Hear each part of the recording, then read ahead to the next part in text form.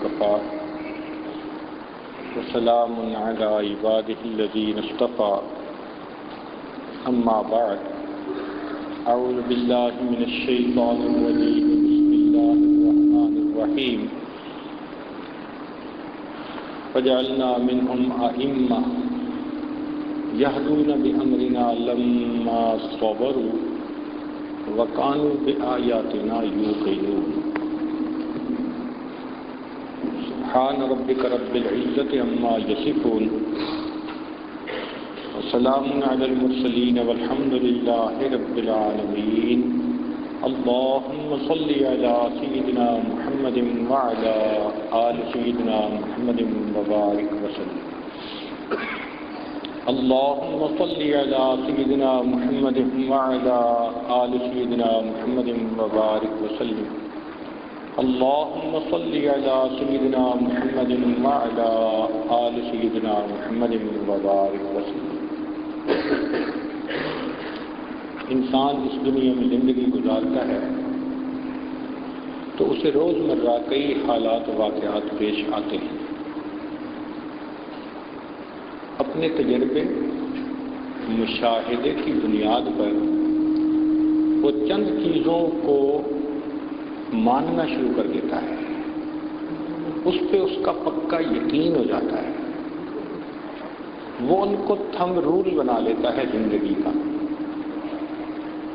کسی چیز کا دل میں پکا اعتماد بیٹھ جائے اس کو یقین کہتے ہیں، اس کو بلیف کہتے ہیں. یہ یقین دو طرح سے بنتا ہے، مشاہدے سے اور کسی کی اطلاع اور خبر سے. توجہ فرمائیے، مشاہدے کے بھی آگے دو حصے ہیں. ایک انسان کو خود مشاہدہ ہوتا ہے، مثلاً سانپ نے کسی کو کاٹا اور اس نے مرتے دیکھا. اب اس کو یقین ہو گیا کہ سانپ کے کاٹنے سے موت واقع ہو جاتی ہے. اب اس کو کوئی پلاسٹک کا بنا ہوا سانپ بھی دکھائے گا نہ تو یہ گھبرائے گا، کیونکہ دل میں یقین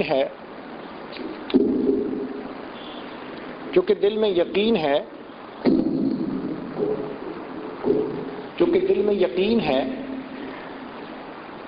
کہ اس سانپ کے کاٹنے سے میری موت واقع ہو سکتی ہے. اسی طرح کسی کو دیکھا کہ بجلی لگی، کرنٹ لگا، وہ بندہ فوت ہو گیا. اب یہ بجلی کی تار سے دور رہے گا، اس کو یقین ہو گیا کہ مجھے یہاں سے نقصان پہنچ سکتا ہے. تو یہ وہ چیزیں ہیں جو اس کے اپنے مشاہدے میں آئیں. ڈائریکٹ مشاہدہ اس کو کہتے ہیں. کچھ اور بھی چیزیں ہوتی ہیں جو ڈائریکٹ مشاہدے میں تو نہیں آتی، انڈائریکٹلی انسان ان کا ثبوت مل جانے پر ان کو ماننا شروع کر دیتا ہے. مثال کے طور پر زمین کھینچتی ہے. اب ہم نے اپنی آنکھوں سے تو صرف سیب کو زمین پہ گرتے ہی دیکھا ہے نا، اور ایک یقین بنا لیا، مگر سائنسدانوں نے تجربات سے اس کی ویلیو بھی نکال کر دے دی. اب ہمیں پکا یقین ہو گیا کہ زمین کی کشش ثقل ہے، گریویٹیشنل فورس ہے. زمین کے نارتھ اور ساؤتھ میں پولز ہیں، آنکھوں سے تو نہیں دیکھے، لیکن سائنسدانوں نے مقناطیسی سوئی بنائی، وہ بتا دیتی ہے کہ واقعی نارتھ اور ساؤتھ دونوں طرف پول ہیں. یہ جو ایریا ہے نا انڈائریکٹ مشاہدے کا، یہ بہت وسیع ہے. ہم الٹرا وائلٹ ریز کو مانتے ہیں، ایکس ریز کو مانتے ہیں، گیما ریز کو مانتے ہیں. دنیا میں کتنی چیزیں ایسی ہیں کہ ان کو خود دیکھتے نہیں مگر تجربات کی بنا پر ان کو مان لیتے ہیں. تو مشاہدے کے دو حصے ہوئے، ایک ڈائریکٹ خود مشاہدہ جو پیش آیا، ایک انڈائریکٹ تجربوں کے ذریعے سے جو چیز ثابت ہو گئی تو ہم دونوں چیزوں کو مانتے ہیں. یہ مشاہدے کا یقین کہلاتا ہے. چنانچہ اگر کوئی بندہ اس کے خلاف بات کرے تو ہم اس کو دیکھتے ہیں حیران ہو کے کہ اس کو اتنی بھی سمجھ نہیں ہے. یہ یقین کا ایک طریقہ ہے مشاہدہ. ایک دوسرا طریقہ بھی ہے کہ کسی کی اطلاع پر بات کو مان لینا. مثال کے طور پر دنیا کا کوئی دہریہ بھی ہو تو پوچھو تمہارے باپ کا نام کیا ہے، کہے گا فلاں. تو اگر کوئی سوال پوچھے جی آپ نے دیکھا تھا، کہے گا نہیں. جی آپ نے کوئی ڈی این اے ٹیسٹ کروایا تھا، نہیں. کیوں مانا؟ میری امی نے کہا. اس کا مطلب ہے کہ امی کا اتنا اعتماد اس کے دل میں ہے کہ ماں نے ایک بات کہی اور اس نے بلا دلیل اس کو مان لیا. مومن تو کیا کافر نہیں مانتا ہے. یہ ماننے کا ایک دوسرا طریقہ ہے. اس دوسرے طریقے میں ہم مسلمانوں کا دین بھی آتا ہے کہ ہم نے نبی علیہ السلام کی لائی ہوئی شریعت کو بغیر کسی دلیل کے آپ کے فرمانے پر مان لیا، قبول کر لیا. اس کو شریعت اور دین کہتے ہیں. یہ ہمارا زندگی گزارنے کا طریقہ ہے. مگر ایک فرق ہے کہ باپ کو مانا ماں کے کہنے پر تو ماں تو جھوٹ بھی بولتی ہے، سچ بھی بولتی ہے، تو جھوٹ سچ کے چانسز ہیں. لیکن نبی علیہ السلام وہ ہستی ہیں کہ جن کی زبان سے ہمیشہ پوری زندگی سچ نکلتا رہا. تو اس کا مطلب یہ ہے کہ نبی علیہ السلام نے جو باتیں فرمائی ہمیں اب اس کے اوپر پکا یقین ہونا چاہیے 100%. جیسے 2 × 2 4 پکا یقین. اسی طرح نبی علیہ السلام کے فرمانے پر پکا یقین. آج اس یقین میں بہت کمزوری آ گئی. مثال کے طور پر قرآن مجید میں فرمایا گیا کہ سود کا معاملہ کرنے پر فَاذَنُوا بِحَرْبٍ مِّنَ اللَّهِ وَرَسُولِهِ. جو سود لین دین کرے گا اللہ کے ساتھ اعلان جنگ ہوگی. اب اللہ کو بڑا بھی مانتے ہیں، سودی کاروبار بھی کرتے ہیں. یہ یقین کی کمزوری کی پکی دلیل ہے. اور ویسے ہم نے اپنی آنکھوں سے اس سود کی وجہ سے سینکڑوں نہیں ہزاروں کو ڈوبتے دیکھا. اب تو دنیا میں ہی کرائسس آ گیا اور اخباروں میں خبریں آنی شروع ہوئی کہ ایسے بینک بنانے کی ضرورت ہے جو بغیر سود کے کام کرے. مگر ایک مومن ہونے کی حیثیت سے ہمیں یقین ہونا چاہیے کہ یہ پیسہ جو آ رہا ہے یہ آ نہیں رہا، یہ اپنے ساتھ مصیبت کو لا رہا ہے، یہ اپنے ساتھ فتنے اور فساد کو لا رہا ہے. چنانچہ جو آدمی رشوت کا پیسہ لیتا ہے اگر اس کو یقین ہو تو وہ ڈرے گا حرام کمانے سے، اس لیے کہ ظاہر میں تو پیسہ آئے گا لیکن پتہ نہیں اس کے آنے پر اللہ تعالیٰ کس نعمت سے بندے کو محروم کرے گا. چنانچہ کئی مرتبہ بندہ حرام کماتا ہے، اللہ تعالیٰ اولاد کو نافرمان بنا دیتے ہیں، بیوی نافرمان بن جاتی ہے، کسی کو بیمار کر دیتے ہیں، روتا ہی پھرتا ہے اور بنیاد گھر کے اندر حرام کا مال. جس گھر میں حرام کا مال ہوگا فتنہ اس گھر سے نکل نہیں سکتا. پریشان پریشان. تو یہ یقین دل میں بیٹھ جائے کہ ہمارے پیارے محبوب صلی اللہ علیہ وسلم نے جو ہمیں بتایا وہ 100% سچ ہے، تو انسان کے لیے پھر عمل کرنا آسان ہوتا ہے. حدیث مبارکہ میں آتا ہے جب میری امت احکام خداوندی کو ہلکا سمجھنا شروع کرے گی، جب میری امت احکام خداوندی کو ہلکا سمجھنا شروع کر دے گی تو اللہ تعالیٰ مسلمانوں کا خون ارزاں کر دیں گے، سستا، 10 مرے، 20 مرے، 50 مرے۔ یہ مسلمانوں کا خون ارزاں کیوں ہوا؟ ہم نے احکام شریعت کو ہلکا سمجھنا شروع کر دیا۔ اگر ہم ان کو ویٹ دیتے تو اللہ رب العزت مسلمانوں کی جان کی بھی قیمت بڑھا دیتے۔ حدیث مبارکہ میں ہے کہ جب قوم زکوٰۃ کو تاوان سمجھنے لگے اللہ تعالیٰ بارشوں سے محروم کر دیتے۔ اب ہمیں پکا یقین ہو اس کے اوپر۔ چنانچہ ایک مثال سے یہ بات تھوڑا اور ایکسپلین کریں۔ جب بھی کوئی پیشنٹ ایمرجنسی وارڈ میں لایا جاتا ہے تو جو وہاں پر تھوڑا سا عملہ ہوتا ہے نا، وہ اس کو دیکھ کر فوراً کچھ نہ کچھ ٹریٹمنٹ دیتا ہے۔ اب مثلاً آنے والے پیشنٹ کو بخار تھا تو ڈاکٹر اب قیافہ لگاتا ہے، اس کو کہتے ہیں انٹیلیجنٹ گیس، کہ یہ بخار کیوں ہو سکتا ہے، موٹی موٹی علامات کیا بتاتی ہیں۔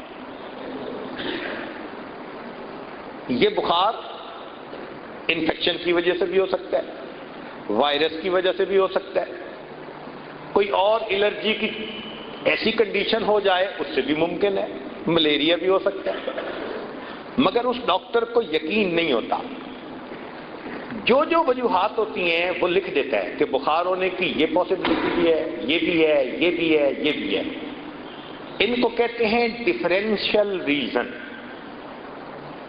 کہ یہ امکانی وجوہات ہیں بخار کی، تو وہ ڈاکٹر لکھ دیتا ہے یہ پاسبلٹیز ہیں، یہ ڈفرینشیل ریزن۔ پھر اس کے بعد وہ اس کا بلڈ لیتا ہے اور بلڈ لے کے لیبارٹری میں بھیجتا ہے۔ لیبارٹری میں اب اس کا کنفرمیٹری ٹیسٹ کیا جاتا ہے اور اس ٹیسٹ سے پکا یقین ہو جاتا ہے کہ بیماری کی وجہ یہ تھی۔ اس کو کہتے ہیں ڈیفینیٹ ریزن۔ تو ایک ہوئی ڈفرینشیل ریزن اور ایک ہوئی ڈیفینیٹ ریزن۔ آج جو ہمیں پریشانیاں آتی ہیں نا، تو ہم ڈفرینشیل ریزن میں پڑے رہتے ہیں، کسی نے کاروبار باندھ دیا، کسی نے جادو کر دیا، فلاں کر دیا۔ جو ڈیفینیٹ ریزن ہیں کہ ہمارے اپنوں کی کوئی عملوں کی خرابی بھی تو ہو سکتی ہے جو یہ وبال آ گیا، اس طرف نہیں جاتے۔ نبی علیہ الصلوۃ والسلام نے جو وجوہات بتائیں وہ ڈیفینیٹ ریزن ہیں، پکی باتیں ہیں۔ چنانچہ اللہ رب العزت قرآن مجید میں فرماتے ہیں وَمَا مِن دَابَّةٍ فِي الْأَرْضِ إِلَّا عَلَى اللَّهِ رِزْقُهَا، زمین میں جو بھی جاندار ہے اس کا رزق ہمارے ذمے ہے۔ اب رزق کا ذمہ اللہ نے لے لیا، اس کا مطلب ہے کہ رزق تو ہمیں ملے گا، تو ہم حلال کے پیچھے کیوں بھاگیں؟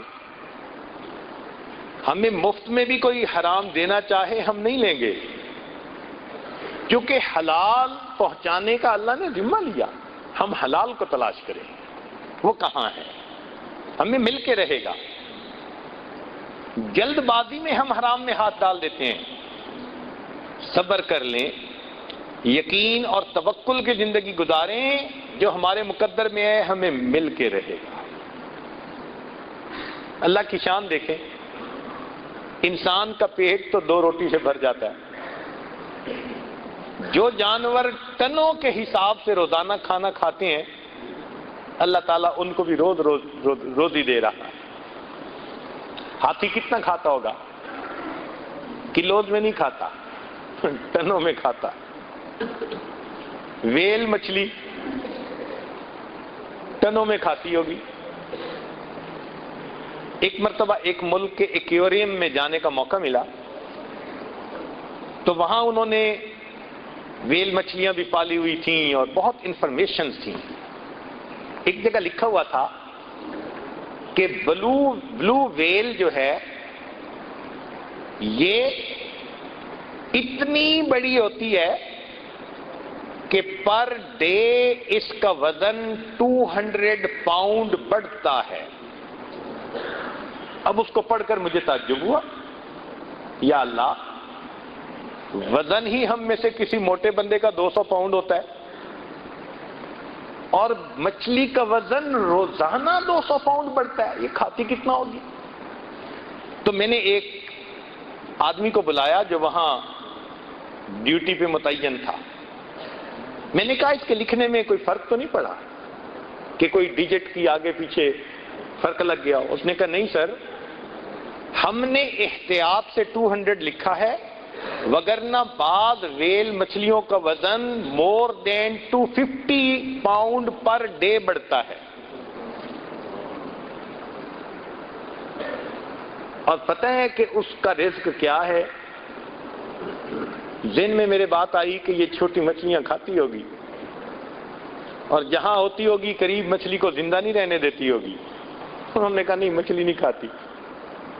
تو بھئی کیا کھاتی ہے؟ انہوں نے کہا جی کہ سمندر کے اندر چھوٹا چھوٹا بیکٹیریا، مائکرو آرگنزم اسے کہتے ہیں، وہ ڈیولپ ہو جاتا ہے، تو یہ پانی کو لیتی ہے، اور اللہ نے اس کے جو گلچھڑے بنائے ہیں وہ فلٹر کی مانند ہیں، سکرینے ہیں، یہ ان میں سے فلٹر کر کے پانی کو نکال دیتی ہے۔ تو جیسے چائے کو چھانے تو چائے کا پانی تو نیچے گر گیا، پتی اوپر رہ گئی، اسی طرح پانی چلا جاتا ہے اور وہ چھوٹا چھوٹا بیکٹیریا وہ اس کی سکرین پہ بچ جاتا ہے، یہ اس بیکٹیریا کو کھاتی ہے، اور وہ اتنا ہوتا ہے کہ ٹنوں کے حساب سے۔ تب سمجھ میں بات آئی، اللہ نے سمندر کے اندر پانی کو کلیننگ کرنے کے پلانٹ لگا دیے۔ اگر یہ ویل مچھلی نہ ہوتی تو یہ مائکرو آرگنزم اتنے بڑھ جاتے کہ مخلوق سمندر کی مر جاتی۔ اللہ نے پانی کے کلیننگ پلانٹ لگا دیے۔ اس کو اللہ ایسی روزی دے رہا ہے جو آنکھ سے نظر بھی نہیں آتی۔ اللہ تعالیٰ پرندوں کو بھی رزق دیتا ہے، لیکن مزے کی بات سنیں کہ پرندے خالی پیٹ گھر سے گھونسلے سے نکلتے ہیں، جب شام آتے ہیں تو ان کے پیٹ بھرے ہوتے ہیں۔ یہ انسان صبح ناشتہ کر کے پیٹ بھر کے گھر سے نکلتا ہے، شام آتا ہے تو بھوکا ہوتا ہے، آتے ہی کہتے ہیں جلدی کھانا لگاؤ۔ جو اللہ جانوروں کو ٹنوں کے حساب سے رزق دیتے ہیں، وہ انسان کو 2 روٹی رزق نہیں دے سکتے۔ یہ تو یقین کی بات ہے۔ کوئی حرام کما لے گا تو کدھر لے کے جائے گا؟ تو یہ یقین اگر بیٹھ جائے تو ہم اس حلال کے اوپر پکے ہو جائیں کہ ہمارا رزق ہمیں پروردگار نے دینا ہے۔ صحابہ کرام کا یقین بنا ہوا تھا، اللہ ان کو رزق دیتے تھے۔ حدیث مبارکہ میں آتا ہے، ایک صحابی کو پیشاب کی ضرورت پیش آئی تو وہ یورینیشن کے لیے ذرا ویرانے کی طرف چلے گئے۔ جب یورین پاس آؤٹ کر رہے تھے تو انہوں نے دیکھا کہ ایک سوراخ میں سے ایک چوہا نکلا اور اس کے منہ کے اندر ایک دینار تھا، وہ لا کے پھینک کے پھر واپس چلا گیا۔ پھر دوبارہ آیا، پھر ایک اور دینار لا کے رکھا۔ کئی مرتبہ وہ اس سوراخ میں بل میں گھسا اور اس نے لا کر دینار باہر ڈال دیے، پھر اندر چلا گیا۔ جب یہ اپنی ضرورت سے فارغ ہوئے تو انہوں نے وہ پیسے اٹھا لیے۔ صحابہ رضی اللہ تعالیٰ عنہ کی ایک بڑی خوبصورت عادت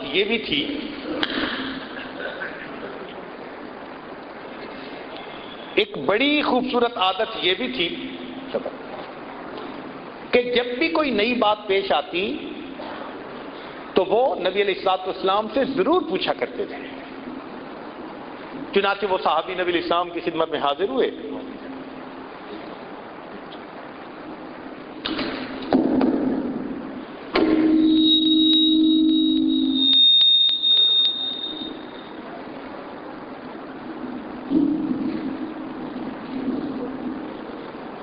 چنانچہ وہ صحابی ان دینار کو لے کر نبی علیہ الصلوۃ والسلام کی خدمت میں حاضر ہوئے، پوچھا اے اللہ کے پیارے حبیب صلی اللہ علیہ وسلم، میرے ساتھ یہ واقعہ پیش آیا، اب آپ بتائیے کہ یہ مال میرے لیے جائز ہے یا نہیں ہے؟ نبی علیہ الصلوۃ والسلام نے فرمایا کہ یہ رزق ہے جس کا اللہ رب العزت نے تمہارے لیے انتظام کر دیا، چنانچہ اس صحابی نے اس مال کو استعمال کیا۔ جب یہ واقعہ حدیث پاک میں پڑھتے ہیں حیران ہوتے ہیں، یا اللہ، جن کے رزق بنے ہوئے تھے، یقین بنے ہوئے تھے، ان کو آپ بلوں سے رزق دیتے تھے، اور جن بیچاروں کے یقین نہیں بنے ہوئے وہ مہینے میں جو کماتے ہیں وہ بلوں میں چلے جاتے ہیں۔ یہ بجلی کا بل، یہ انشورنس کا بل، یہ مکان کے کرائے کا بل، یہ ڈاکٹر کا بل، یہ فلاں بل، جو کماتے ہیں سب بلوں میں چلا جاتا ہے۔ اللہ، تو دل میں یقین ہو کہ رب کریم نے یہ بات اپنے ذمے لے لی۔ ارشاد فرمایا وَفِي السَّمَاءِ رِزْقُكُمْ، تمہارا رزق آسمانوں میں ہے۔ بھئی اگر ہمارا رزق آسمانوں میں ہے تو کوئی دوسرا بندہ اس رزق پہ ہاتھ ڈال سکتا ہے؟ اگر وہ لے کے جا رہا ہے تو اپنا حصہ ہی لے کے جا رہا ہے، ہاں لے غلط طریقے سے جا رہا ہے۔ اگر میری جیب سے لے کے گیا اللہ مجھے اور پہنچا دیں گے، مجھے تو ملنا ہے، مجھے تو میرے رب نے دینا ہے۔ اگر یہ یقین ہو جائے تو ہماری زندگی آسان ہو جائے۔ اس یقین کو بنانے کی، ڈیولپ کرنے کی ضرورت ہے۔ جس طرح سرکہ ڈالنے سے شہد فاسد ہو جاتا ہے، اس طرح شک کے آ جانے سے یقین فاسد ہو جاتا ہے۔ اور آج دیکھیں ہم میں سے کتنے لوگ شک میں مبتلا۔ اس لیے شریعت نے قرآن مجید کی ابتدا سے ہی ذالک الکتاب پہلے کہا لا ریب فیہ، جس میں کوئی شک نہیں، ھدی للمتقین، متقیوں کو ہدایت دیتی ہے۔ شک کی جڑ ہی کاٹ کے رکھی۔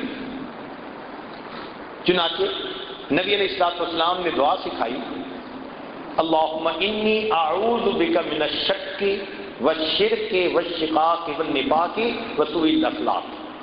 شرک سے بھی پہلے شک سے پناہ مانگی۔ شک دل میں آیا، ایمان رخصت ہو گیا۔ اس لیے شک سے بہت بچنے کی ضرورت ہے۔ آج کل یہ عامل قسم کے جو لوگ ہوتے ہیں نا، عملیات کرنے والے، یہ شک ڈال دیتے ہیں، لگتا ہے جی آپ کا کاروبار کسی نے باندھ دیا، تو بس پھوپھی نے باندھا ہوگا، تائی نے باندھا ہوگا، ہمسائی نے باندھا ہوگا، لوگوں کو چھوٹا خدا بنا لیتے ہیں۔ بھئی رزق تو اللہ دینے والا ہے، وہ دینا چاہیں پوری دنیا مل کے اس کو روک نہیں سکتی، وہ نہ دینا چاہے پوری دنیا مل کے ہمیں دے نہیں سکتی۔ ہم اللہ پر یقین پکا رکھیں، وہ اور بندے کو کنفیوز کر دیتے ہیں۔ اور یہ جو لوگ کہتے ہیں میں بڑا کنفیوز ہوں، اس کا مطلب ہے شک میں ہے، کیونکہ کنفیوز چیز ہی الگ ہے۔ جس کا یقین ہوتا ہے وہ اپنی بات پہ ٹھوس پکا ہوتا ہے۔ آج اس یقین کی ہمیں بہت ضرورت ہے۔ چنانچہ یقین کے 3 مرتبے علماء نے لکھے ہیں۔ ایک کو کہتے ہیں علم الیقین، ایک کو کہتے ہیں عین الیقین، اور ایک کو کہتے ہیں حق الیقین۔ علم الیقین کا مطلب علم کی حد تک یقین ہو۔ عین الیقین جیسے مشاہدہ کر لیتا ہے بندہ، ایسے یقین ہو۔ اور حق الیقین کے یقین کا آخری درجہ بندے کو نصیب ہو جائے۔ ایک مثال سے بات آسان ہو جائے گی۔ سردی کے موسم میں آپ ٹھٹھرتے ہوئے گھر آئے، بیوی نے دیکھا، کہتی ہے میں آپ کے لیے بھی چائے لاتی ہوں۔ جب بیوی نے کہا چائے لاتی ہوں، تو آپ کو علم الیقین حاصل ہے کہ وہ گرم چائے لائے گی، وہ گرم چائے لائے گی، یہ علم الیقین ہے۔ اس نے چائے لا کے سامنے رکھ دی، اب اس میں سے آپ نے بخارات اٹھتے دیکھے، یہ عین الیقین کہ واقعی گرما گرم چائے آئی ہے، اور آپ نے چائے کے کپ کو اٹھا کے منہ سے لگا لیا، ایک سپ لے لی، اب اس کو حق الیقین کہیں گے۔ صحابہ رضی اللہ تعالیٰ عنہ کو نبی علیہ الصلوۃ والسلام کی مبارک صحبت کی برکت سے حق الیقین حاصل ہو گیا تھا۔ اس کی دلیل سیدنا علی کرم اللہ وجہہ نے فرمایا کہ مجھے آخرت کے اوپر اتنا یقین ہے کہ اگر جنت اور جہنم میری آنکھوں کے سامنے بھی آ جائے تو میرے یقین میں ذرہ برابر اضافہ نہیں ہو سکتا۔ کیا یقین تھا، سبحان اللہ۔ اور واقعی پھر اللہ تعالیٰ نے ان کے ساتھ ویسا معاملہ کیا۔ صحابہ رضی اللہ تعالیٰ عنہ اس کا بڑا خیال رکھتے تھے کہ بندے کی نگاہ ہر وقت اللہ کی ذات پر رہے۔ چنانچہ سیدنا عمر رضی اللہ تعالیٰ عنہ نے اپنے دور خلافت میں حضرت خالد بن ولید رضی اللہ عنہ کو پیغام بھیجا کہ آپ آج اپنے سپہ سالاری کے منصب سے معزول ہو گئے، اور جو پیغام لانے والے ہیں ابو عبیدہ بن جراح رضی اللہ تعالیٰ، یہ آپ کی جگہ سپہ سالار ہوں گے۔ ہاں آپ میرے پاس مدینہ آنا چاہیں تو موسٹ ویلکم، اور اگر عام سپاہی فوجی بن کر جہاد میں حصہ لینا چاہیں تو ویل اینڈ گڈ، یہ آپ کا چوائس ہے۔ حضرت عمر رضی اللہ تعالیٰ عنہ نے جیسے ورقہ پڑھا، اپنا چارج فوراً ہینڈ اوور کر دیا، اور خود ایک عام مجاہد بن کر اللہ کے راستے میں لڑنے کا فیصلہ کر لیا۔ اب یہ بڑا عجیب سا واقعہ تھا۔ کسی نے خالد بن ولید عنہ سے پوچھا کہ آپ کو یہ پیغام ملا، and with in a moment آپ نے اتنا بڑا ڈیسیژن میک کر لیا کہ جی ہاں میں ایک عام سپاہی کی طرح لڑوں گا، تو بڑا ٹف ہوتا ہے بندے کے لیے اس کو ڈائجسٹ کرنا، برداشت کرنا۔ تو آپ کو تو بڑی مشکل ہوئی ہوگی۔ ان کا بالکل نہیں۔ کا مشکل کیوں نہیں ہوئی؟ ان کا مشکل اس لیے نہیں ہوئی کہ جس اللہ رب العزت کو راضی کرنے کے لیے میں سپہ سالار بن کے لڑ رہا تھا، جب میں مجاہد بن کر لڑا پھر بھی اسی رب کو راضی کرنے کے لیے لڑ رہا تھا۔ مجھے تو کوئی ڈفرینس نہیں فیل ہوا۔ کسی نے عمر رضی اللہ تعالیٰ عنہ سے سوال کیا، ان کا حضرت آپ نے امت کو اتنے بڑے عظیم سپہ سالار سے محروم کر دیا، کوئی ایسی خاص ریزن بھی نظر نہیں آتی؟ مگر ان کا ٹیلنٹ، ان کا ایکسپیرینس، ان کا معاملہ فہمی، ان کا وزڈم، وہ تو ایک ایسٹ تھا نا امت کا۔ تو جب آپ نے ان کو اس منصب سے اتارا تو امت تو اس سے محروم ہو گئی۔ تو عمر رضی اللہ عنہ نے جواب دیا کہ ہاں، وجہ یہ تھی کہ خالد بن ولید جہاں جا رہے تھے فتح ہو رہی تھی، فتح ہوتی تھی، لوگوں کے دل میں یہ بات آنے لگی تھی کہ خالد بن ولید جہاں جائیں گے فتح ہوگی، توجہ ادھر جانے لگی تھی۔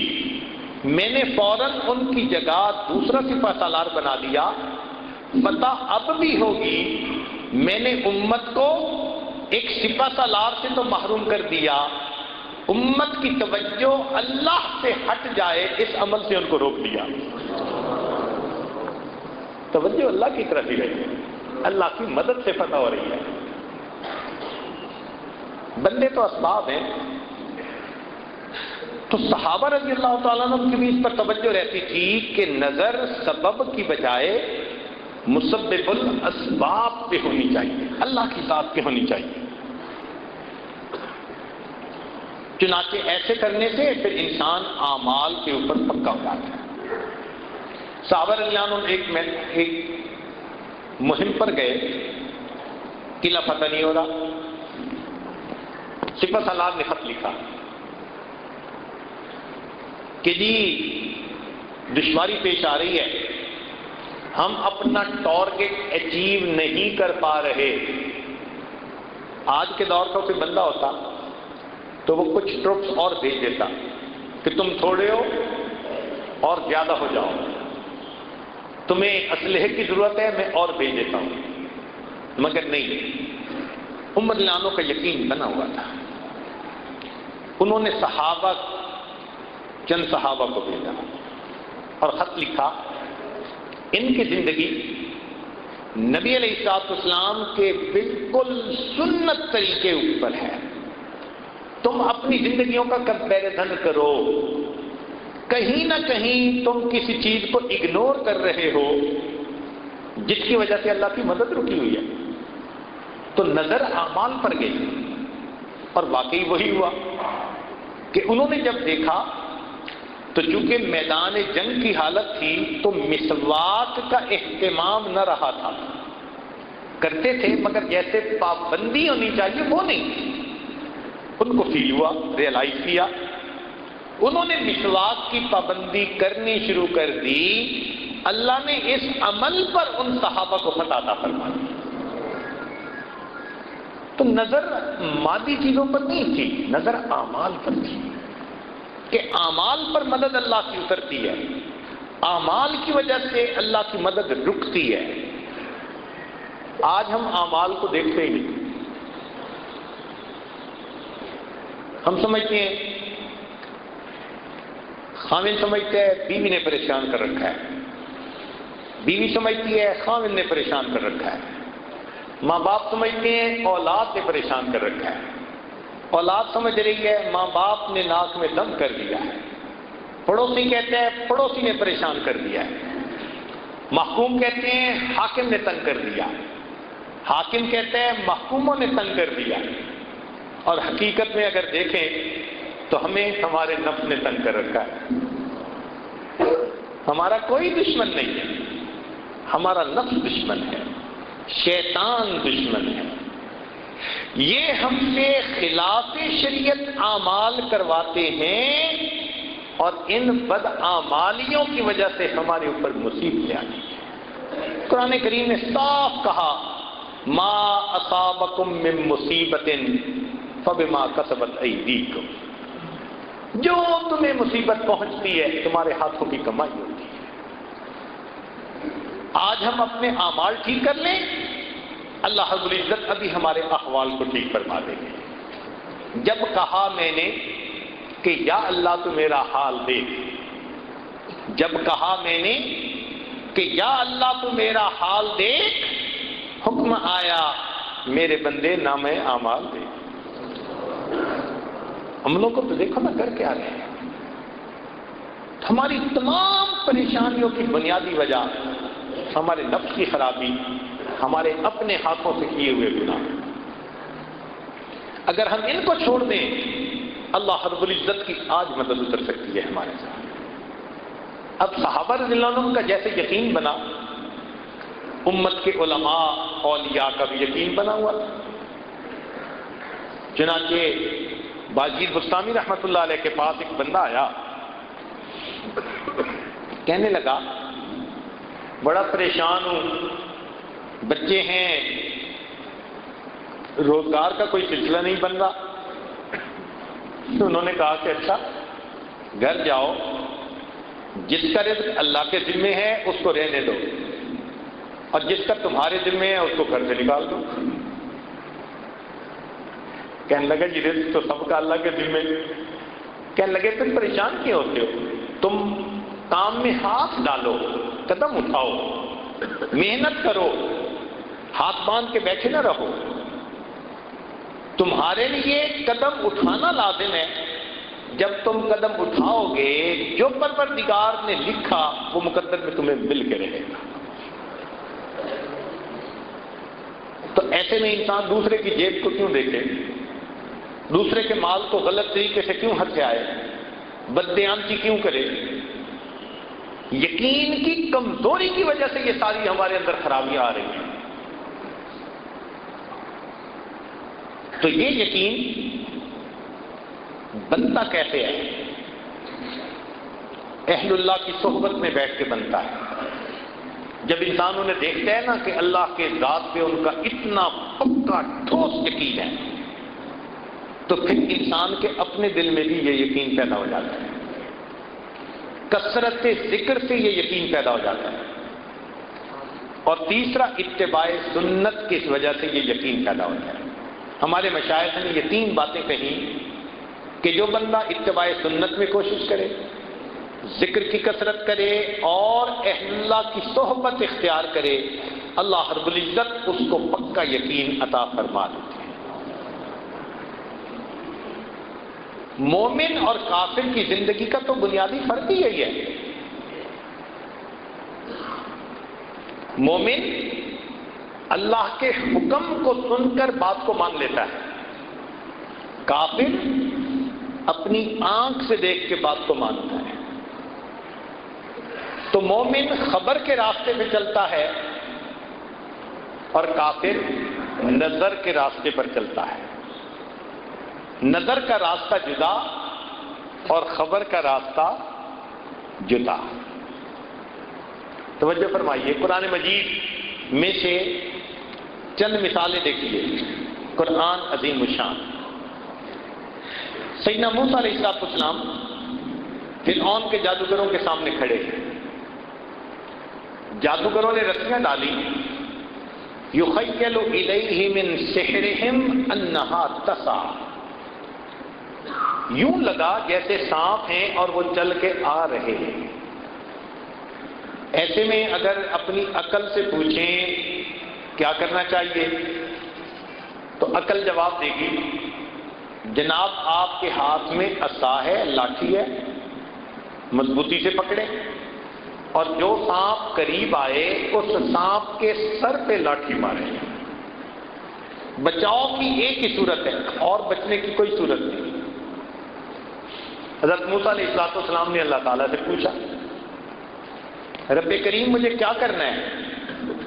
اوپر سے خبر آ رہی ہے، ان الق عصاک، اپنے عصا کو زمین پر ڈال دیں۔ اب عقل چیختی ہے، چلاتی ہے، شور مچاتی ہے، یہ امید کا آخری سہارا، تم ڈنڈا بھی ہاتھ سے چھوڑ دو گے تو پھر تو تمہارے پاس ہی کچھ نہیں، تم موت سے نہیں بچ سکتے۔ لیکن حضرت موسیٰ علیہ السلام اللہ کے پیغمبر تھے، انہوں نے وہ کیا جو اللہ کا حکم ہے۔ آنکھ کچھ کہہ رہی ہے، خبر کچھ کہہ رہی ہے، آپ نے خبر پر عمل کرتے ہوئے جیسے عصا کو زمین پر ڈالا، فَإِذَا هِيَ حَيَّةٌ تَسْعَىٰ، دوڑنے والا اژدہا بن گیا۔ اس اژدہا نے ان تمام سانپوں کو کھا لیا اور اللہ رب العزت نے اپنے نبی علیہ السلام کو سرخرو فرما دیا۔ تو کامیابی خبر کے اوپر ملی۔ حضرت موسیٰ علیہ السلام اپنی قوم کو لے کر دریا کے کنارے پر، آگے جانے کا راستہ نہیں، اتنے میں فرعون بھی اپنے لاؤ لشکر کو لے کر پیچھے سے پہنچ گیا۔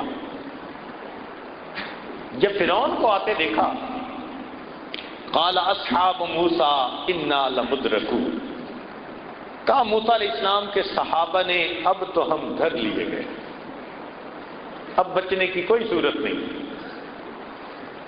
تو ایک یقین بھری آواز اٹھی، موسیٰ علیہ السلام نے فرمایا کلا، ہرگز نہیں، ان معی ربی سیہدی، میرا پروردگار میرے ساتھ ہے، ضرور میری رہنمائی فرمائے گا۔ اب ایسے وقت میں عقل سے پوچھے کیا کرنا چاہیے؟ عقل کہے گی تمہارے پاس تو ہتھیار بھی نہیں، ایک ڈنڈا ہے، اور پھر آگے پانی کا دریا اور پیچھے انسانوں کا دریا، تم سینڈوچ بن گئے درمیان میں، نکلنے کی صورت کوئی نہیں، مقابلہ ہی کرنا پڑے گا۔ کیسے کریں؟ اس ڈنڈے سے مقابلہ کرو۔ کیا کروں؟ کہ جب فرعون آئے تو بس اس سے لڑنا، کوشش کرنا کہ اسے مارو۔ حضرت موسیٰ علیہ السلام اللہ تعالیٰ کی طرف متوجہ ہوتے ہیں، پروردگار عالم مجھے کیا کرنا ہے؟ اوپر سے خبر آتی ہے ان اضرب بعصاک البحر، پانی پہ ڈنڈا ماریے۔ عقل چیختی ہے، چلاتی ہے، شور مچاتی ہے، پانی پہ لاٹھی مارنے سے کیا بن جائے گا؟ مارنا ہے تو صبر کرو، فرعون کے سر پہ لاٹھی مارو۔ لیکن حضرت موسیٰ علیہ السلام اللہ کے حکم پر عمل کرتے ہیں۔ جیسے ہی لاٹھی ماری، اللہ رب العزت نے دریا میں 12 راستے بنا دیے اور موسیٰ علیہ السلام کی قوم کو اس میں سے سرخرو فرما دیا۔ تو کامیابی خبر کے راستے پر ملی، نظر کے راستے پر نہیں ملی۔ حضرت موسیٰ علیہ السلام اپنی قوم کو لے کے ایک وادی میں پہنچے جہاں کئی سال رہے، وہاں پانی کی شارٹیج تھی، لوگ آ گئے، حضرت پینے کو پانی چاہیے، جینے کو پانی چاہیے، بھئی پانی کیسے انتظام کریں؟ عقل استعمال کریے، پوچھیے عقل سے کیا کروں؟ عقل کہے گی کہ تمہارے پاس لاٹھی ہے نا، تم اس سے آہستہ آہستہ زمین کو کھودو، احتیاط کرنا لاٹھی ٹوٹنے نہ پائے، اگر ٹوٹ گئی تو امید کا آخری سہارا یہ بھی ختم۔ ایسے میں حضرت موسیٰ علیہ السلام نے اللہ رب العزت کی طرف توجہ کی، پروردگار عالم مجھے کیا کرنا ہے؟ فرمایا ان اضرب بعصاک الحجر، اس لاٹھی کو پتھر پہ مارو۔ اب یہ سن کے عقل پھر چیختی ہے، شور مچاتی ہے، لاجک پیش کرتی ہے، کہتی ہے دیکھو پتھر پہ لاٹھی مارو گے 2 ٹکڑے ہو جائیں گے، پھر گڑھا کھودنے کی آپشن بھی نہیں رہے گی، یہ حرکت کبھی نہ کرنا۔ لیکن حضرت موسیٰ علیہ السلام نے عقل کی بات نہیں سنی، کس کی بات سنی؟ اللہ رب العزت کی بات کو سنی۔ آپ نے عصا کو پتھر پر دے مارا، اللہ رب العزت نے پتھر سے پانی کے چشمے کو جاری فرما دیا۔ تو معلوم ہوا کہ مومن کی کامیابی اسباب پر نظر رکھ کر چلنے میں نہیں ہے، اللہ کے حکموں پر، خبر پر یقین کر کے چلنے میں کامیابی ہے۔ اسی لیے کافر کو ہمیشہ اپنی طاقت پہ بھروسہ ہوتا ہے، مومن کو ہمیشہ اپنے رب کی رحمت پہ بھروسہ ہوتا ہے۔ آج اس یقین کے بنانے کی ضرورت ہے۔ یہ ہمارا یقین کیوں کمزور ہوا؟ حالات کی وجہ سے۔ ہم ارد گرد اسباب کے ساتھ زندگی گزارتے لوگوں کو دیکھتے ہیں تو ہمارا بھی یقین ویسے ہی بن جاتا ہے۔ اس لیے ہمارے بھائی کہتے ہیں نا کہ اللہ کے راستے میں نکلو یقین بنے گا، کیونکہ گھر سے انسان نکلتا ہے، نیک ماحول میں رہتا ہے تو پھر اس کا یقین مضبوط ہوتا ہے، 100% پکی بات ہے۔ قرآن عظیم الشان میں سے اس کی ایک مثال، امید ہے دل کے کانوں سے آپ سنیں گے، توجہ فرمائیے۔ بی بی مریم اللہ کی نیک بندی، بیت المقدس کے اندر اعتکاف کی حالت میں ہیں، اللہ کی عبادت میں زندگی گزار رہی ہیں۔ حضرت زکریہ علیہ السلام ان کے کفیل ہیں، سرپرست ہیں۔ ایک مرتبہ زکریہ علیہ السلام کو کسی کام میں وقت زیادہ لگ گیا، فیلنگ یہ تھی کہ پیچھے کھانے پینے کی چیزیں شاید ختم ہو گئی ہوں گی، تو حضرت زکریہ علیہ السلام ذرا جلدی آئے۔ کلما دخل علیہا زکریا المحراب وجد عندہا رزقا، جب زکریا علیہ السلام محراب میں داخل ہوئے دیکھا کہ بی بی مریم کے پاس تو بے موسم کے پھل رزق موجود ہے. قال یا مریم انا لک ھذا، چونکہ خلاف معمول بات تھی تو پوچھا مریم یہ کہاں سے آیا؟ مریم کی اللہ سے لو لگی ہوئی تھی، اور اس کی لو لگنے پر اللہ نے اسے بے موسم کے پھل عطا کر دیے تھے. تو بی بی مریم نے فوراً جواب دیا قالت هو من عند اللہ، یہ اللہ کی طرف سے ہے. ان اللہ یرزق من یشاء بغیر حساب، اللہ جس کو چاہتے ہے بغیر حساب عطا فرما دیتا ہے. سبحان اللہ. بی بی مریم کا یقین دیکھو کیسا بنا، بے موسم کے پھل کھا رہی ہے. پھر ایک ایسا وقت بھی آیا کہ بی بی مریم کو گھر کی زندگی گزارنی پڑی. اب گھر میں جب انسان دوسروں کے ساتھ رہتا ہے تو ماحول کا اثر ہوتا ہے. چنانچہ ایک مرتبہ بی بی مریم نے نہانے کا ارادہ کیا. اللہ تعالیٰ قرآن عظیم الشان میں ارشاد فرماتے ہیں وَاذْكُرْ فِي الْكِتَابِ مَرْيَمَ إِذِ انتبذت من أهلها مكانا شرقيا فاتخذت من دونهم حجابا، پردہ ڈال دیا. فأرسلنا إليها روحنا، اللہ تعالیٰ فرماتے ہیں ہم نے جبریل علیہ السلام کو بھیجا. فتمثل لها بشرا سویا، ایک بھرپور مرد نوجوان کی شکل میں جبریل علیہ السلام سامنے آ گئے. اب بی بی مریم آج کے دور کی بگڑی ہوئی بیگم تو تھی نہیں کہ غیر محرم کو دیکھ کر مسکراتی، تو پاک دامن تھی.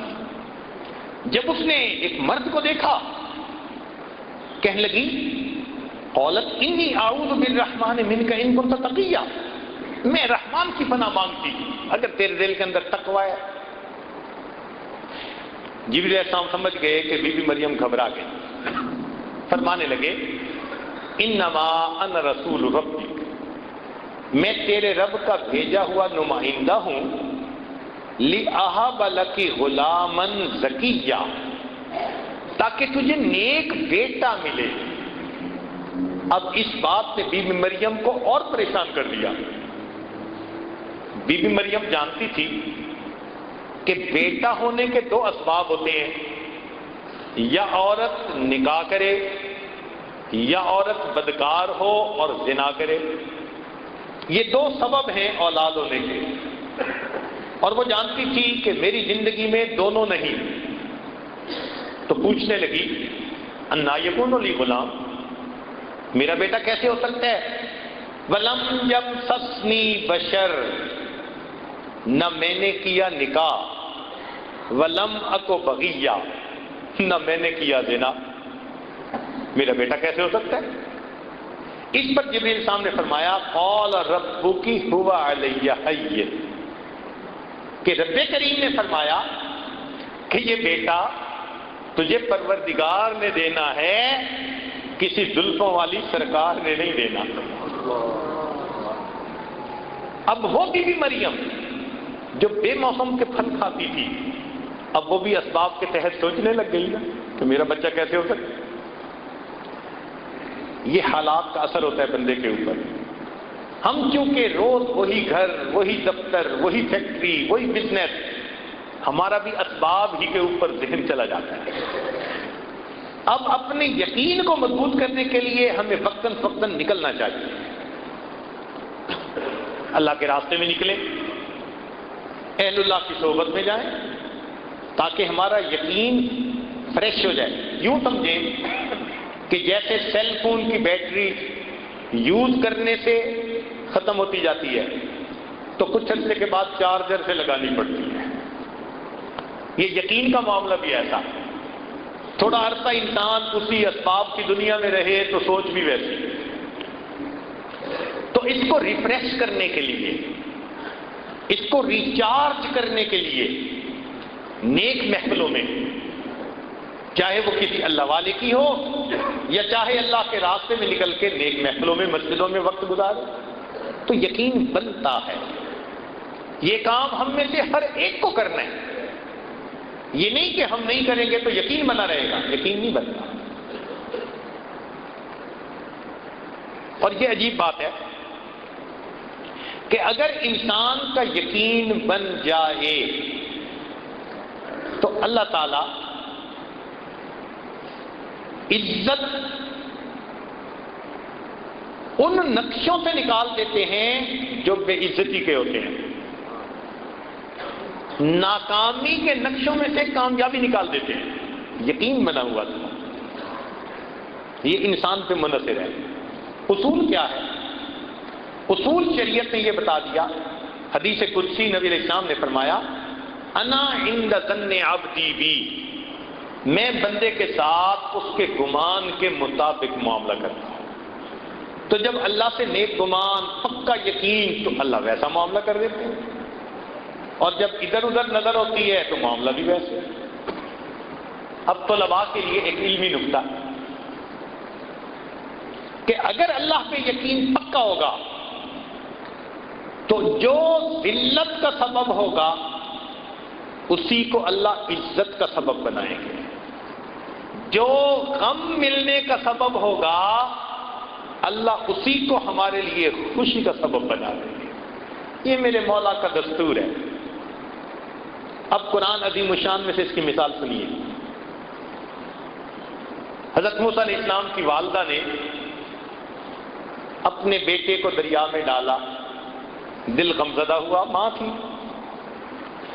اب دل کو غم ملا تو اس کا سبب کیا تھا؟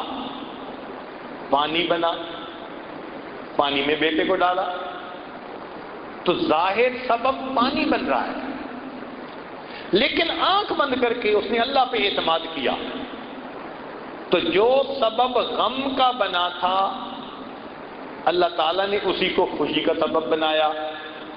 فرعون کو موت، زمین پھٹتی اور قارون کی طرح یہ بھی دھس جاتا، اس طرح بھی آ سکتی تھی، کسی بیماری سے بھی آ سکتی تھی، کوئی اللہ بلا مسلط کر دیتے جو اس کو کاٹ کے ٹکڑے کر دیتی، یہ بھی ہو سکتا تھا۔ نہیں، اللہ نے فرعون کو کہاں ڈبویا؟ پانی۔ پانی میں ڈبونے میں حکمت کیا؟ مفسرین نے نکتہ لکھا کہ موسیٰ علیہ السلام کی والدہ کو پانی میں اپنا بیٹا ڈالنے کی وجہ سے غم کا سبب یہ بنا تھا، مگر اس نے اللہ پہ یقین کیا، اللہ نے اسی پانی کو اس کے لیے خوشی کا سبب بنا دیا، فرعون کو پانی میں ڈبو کے دکھا دیا۔ ایک دوسری مثال،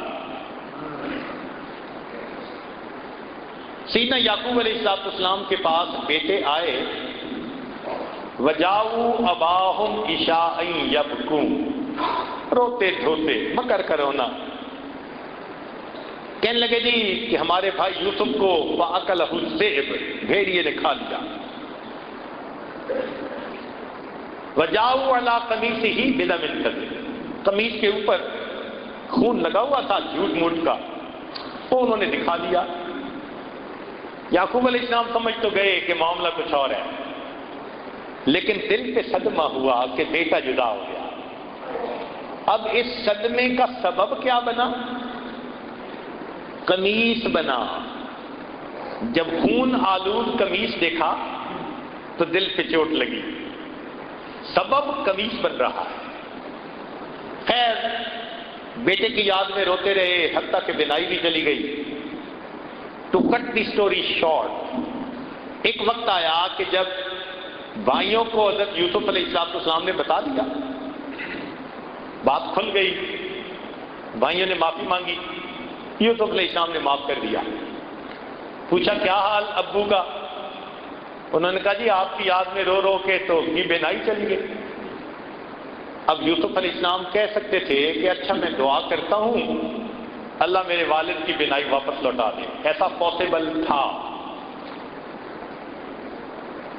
کوئی دوائی بھیج دیتے کہ ابو کو کہیں استعمال کریں بینائی واپس آ جائے گی۔ نہیں، یوسف علیہ السلام نے جواب میں کیا فرمایا؟ اذهبوا بقمیصی، میری قمیص کو لے کے جاؤ، یہ والد کے چہرے پہ لگاؤ، فرتد بصیرا، اللہ قمیص کی وجہ سے بینائی عطا فرما دیں گے۔ کیوں؟ غم کا سبب قمیص بن رہی تھی، اللہ پہ توکل رکھی، یقین رکھا، ایک وقت آیا اللہ نے اسی قمیص کو بنائی لوٹنے کا سبب بنا دیا۔ یہ مومن کا یقین ہوتا ہے، ٹھوس یقین ہوتا ہے اللہ کی ذات سے، اور جیسا یقین ہوتا ہے پھر اللہ تعالیٰ اس کے ساتھ ویسا ہی فرماتے ہیں۔ طلباء کے لیے ایک اور علمی نکتہ کہ اللہ رب العزت کے ہاں ایک دستور ہے، جزاء من جنس العمل، جزاء من جنس العمل، جیسا عمل ویسا جیسی جزا۔ ہم اپنی زبان میں کہہ سکتے ہیں جیسی کرنی ویسی بھرنی، جیسی کرنی ویسی بھرنی۔ اب ذرا اس کی مثالیں قرآن عظیم الشان میں سے۔ تہجد پڑھنے والے لوگ جب تہجد پڑھتے ہیں تو ان کا یہ عمل اللہ کو بڑا اچھا لگتا ہے۔ اللہ تعالیٰ قرآن مجید میں فرماتے ہیں فَلَا تَعْلَمُ نَفْسٌ مَّا أُخْفِيَ لَهُم مِّن قُرَّةِ أَعْيُنٍ، کوئی جی نہیں جانتا ان کی آنکھوں کی ٹھنڈک کے لیے ہم نے کیا تیار کر رکھا ہے۔ یہاں طالب علم کے ذہن میں ایک بات آتی ہے کہ اللہ تعالیٰ نے یوں کیوں نہیں فرمایا ان کے دلوں کے سکون کے لیے ہم نے کیا تیار کر رکھا، ان کے دلوں کی خوشی کے لیے ہم نے کیا تیار کر رکھا؟ فرمایا ان کی آنکھوں کی ٹھنڈک کے لیے۔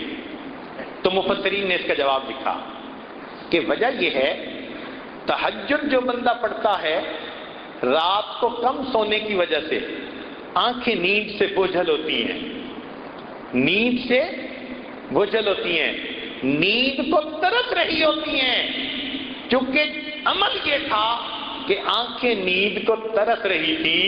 رب کریم نے فرمایا میرے بندو تہجد پڑھنے پر دنیا میں تمہاری آنکھیں نیند کو ترسیں گی، میں جنت میں تمہیں وہ نعمتیں دوں گا جو تمہاری آنکھوں کی ٹھنڈک بن جائے۔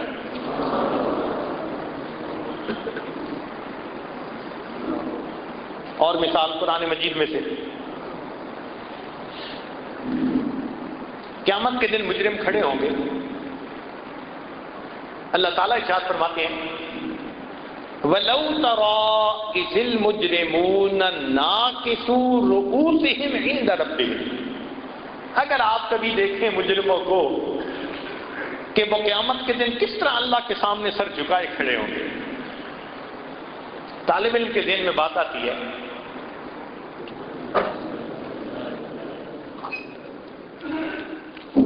طالب علم کے ذہن میں بات آتی ہے کہ یہ نہیں کہا گیا کہ مجرم پریشان کھڑے ہوں گے، مجرم دہشت کی کیفیت میں کھڑے ہوں گے، نہیں، فرمایا اللہ کے سامنے کھڑے ہوں گے سر جھکے ہوئے ہوں گے۔ تو مفسرین نے اس کا جواب دیا کہ اصل وجہ یہ تھی یہ وہ لوگ تھے جنہوں نے اللہ کے حکموں کے سامنے سرتابی کی تھی، حکم ماننے سے انکار کیا تھا، اللہ کے حکموں کے آگے سر نہیں جھکایا تھا، کیونکہ گناہ ایسا تھا۔ اب اللہ تعالیٰ قیامت کے دن اس طرح کھڑا کریں گے، شرم کی وجہ سے اللہ کے سامنے سر جھکے ہوئے ہوں گے، جیسا عمل ویسی جزا۔ اور مثال دیکھیے قرآن مجید میں یہود کا تذکرہ ہے کہ اللہ رب العزت نے ان کو فرمایا قُلْنَا لَهُمْ كُونُوا قِرَدَةً خَاسِئِينَ، ہو جاؤ پھٹکارے ہوئے بندر۔ اللہ نے قوم یہود کی شکلوں کو مسخ کر دیا۔ اب یہاں طالب علم سوچتا ہے کہ بھائی ان پر کوئی اور عذاب آ جاتا، زمین میں ان کو اتار دیا جاتا، آسمان سے کڑک ان کے اوپر آتی اور ان کو ختم کر دیا جاتا، مگر نہیں، اللہ تعالیٰ نے ان کو جان سے نہیں مارا، شکلیں مسخ کر دی۔ مفسرین نے جواب دیا کہ اصل وجہ یہ تھی، حکم ملا تھا کہ تم ہفتہ کے دن مچھلیاں مت پکڑو، اور وہ ہفتہ کے دن آتی بہت تھی، تو انہوں نے ہیلا کیا، چھوٹے چھوٹے پانی کے پونڈ بنا لیے اور ہفتے کے دن دریا کی مچھلیاں وہاں پہنچا دیتے تھے اور باقی دنوں میں پکڑ لیتے تھے۔ اب اپنے ذوق میں انہوں نے عقل مندی دکھائی، مگر حکم خدا کو تو مسخ کیا نا۔ چونکہ انہوں نے حکم خداوندی کو مسخ کیا تھا، اللہ تعالیٰ نے عذاب بھی دیا، جواب میں ان کی شکلوں کو مسخ کروا دیا۔ جیسی کرنی ویسی جزا من جنس العمل۔ ایک اور عجیب مثال قرآن مجید میں سے، حضرت یوسف علیہ السلام پر بہتان لگا، زلیخا نے ان پر بہتان لگایا کہ انہوں نے مجھے برائی کی طرف دعوت دی، اور اس کے جواب میں ایک بچے نے گواہی دی، وَشَهِدَ شَاهِدٌ مِّنْ أَهْلِهَا، اور اس نے چند لفظوں میں بات سمیٹی کہ قمیص آگے سے پھٹا تو یوسف علیہ السلام کا قصور، قمیص پیچھے سے پھٹا تو زلیخا کا قصور۔ دو لفظی بات کر کے کام سمیٹ دیا، پتہ چل گیا کہ قصور کس کا تھا۔ اب ذرا توجہ فرمائیے، بی بی مریم پر بھی بہتان لگا، مگر بی بی مریم کی گواہی کس نے دی؟ ان کے بیٹے نے، حضرت عیسیٰ علیہ السلام نے۔ اور گواہی ایسے تو نہیں دی کہ دو لفظوں میں گواہی دی ہو، حضرت عیسیٰ علیہ السلام نے تو آگے سے لمبا بیان شروع کر دیا، ایسے لگتا ہے تقریر ہی شروع کر دی۔ تو مفسرین نے فرق لکھا کہ وہاں بہتان لگانے والی ایک عورت تھی، گواہ نے دو فکروں میں بات سمیٹ دی، یہاں بہتان لگانے والی پوری قوم تھی۔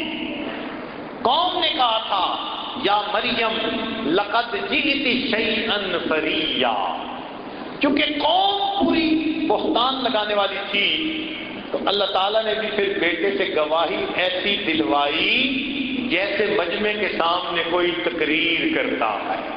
کیا فرمایا عیسیٰ علیہ السلام نے؟ قال انی عبد اللہ آتانی الکتاب وجعلنی نبیا وجعلنی مبارکا اینما کنت واوصانی بالصلاۃ والزکاۃ ما دمت حیا وبرا بوالدتی ولم یجعلنی جبارا شقیا۔ اللہ دیکھیں حضرت عیسیٰ علیہ السلام بات فرما رہے ہیں، قوم تھی نا پوری، تو جیسا قوم کا عمل اللہ نے گواہی بھی اسی ترتیب کی عطا فرمائی۔ ایک اور مثال، بنی اسرائیل کے ہاں دستور یہ تھا کہ جب کوئی بندہ کبیرہ گناہ کر بیٹھتا تو اسے توبہ کرنی ہوتی تھی۔ توبہ کیسے کریں؟ اللہ تعالیٰ نے فرمایا کہ تم سارے کے سارے توبہ کرنے والے باہر نکلو، ہم آسمان سے بادل بھیجیں گے، اندھیرا کر دیں گے۔ فَاقْتُلُوا أَنفُسَكُمْ، تم اپنے جسم پر چھریاں چلاؤ، خون نکال کے دکھاؤ، تب تمہاری توبہ کو قبول کریں گے۔ بڑی حیرانی ہوتی ہے کہ توبہ کی قبولیت کے لیے جسم پہ چھریاں چلانی ضروری، اور ادھر امت محمدیہ کا مسئلہ، توبہ کرنی ہو تو توبہ کے لیے کچھ بھی نہیں کرنا پڑتا، فقط دل میں انسان نادم شرمندہ ہو۔ نبی علیہ السلام نے فرمایا الندم توبۃ، دل کی ندامت یہی توبہ ہے۔ ادھر چھریاں مروائی، ادھر دل کی ندامت کو قبول کر لیا۔ تو طالب علم کے ذہن میں ایک سوال پیدا ہوتا ہے آخر اس فرق میں کیا حکمت؟ تو مفسرین نے جواب دیا، اللہ ان کو جزائے خیر عطا فرمائے، قرآن مجید کے ایک ایک نقطے کو کھول کھول کے بیان کر دیا۔ انہوں نے فرمایا دیکھو، جب موسیٰ علیہ السلام نے بنی اسرائیل کے سامنے اللہ کی توحید کو پیش کیا تھا، ایمان کو پیش کیا تھا، تو قوم نے جواب دیا تھا لن نؤمن لک حتی نری اللہ جہرۃ، تمہاری بات نہیں مانیں گے جب تک آنکھوں سے ہم خدا کو نہیں دیکھیں گے، واضح دیکھیں گے نشانی تب مانیں گے۔ کیونکہ انہوں نے ایمان لانے کے لیے اللہ سے واضح نشانی مانگی تھی، رب کریم نے فرما دیا اچھا اب تم گناہ سے توبہ کرنا چاہتے ہو، ہم بھی تم سے واضح نشانی مانگیں، چھریاں مارو نا ذرا، دکھاؤ ہمیں کہ تم سچے ہو اپنی بات۔ امت محمدیہ کا معاملہ دیکھو، نبی علیہ السلام نے آ کر دین کو پیش کیا، امت نے کوئی دلیل نہیں مانگی، بنا دلیل مان لیا۔ اللہ نے فرمایا میرے بندو جب تم بنا دلیل مجھ پر ایمان لے آئے، تم گناہ کر بیٹھے، معافی مانگنا چاہتے ہو، اپنے دل میں نادم ہو جاؤ گے، کوئی دلیل نہیں مانگتا، تمہارے دل کی ندامت کو قبول کر دیتا۔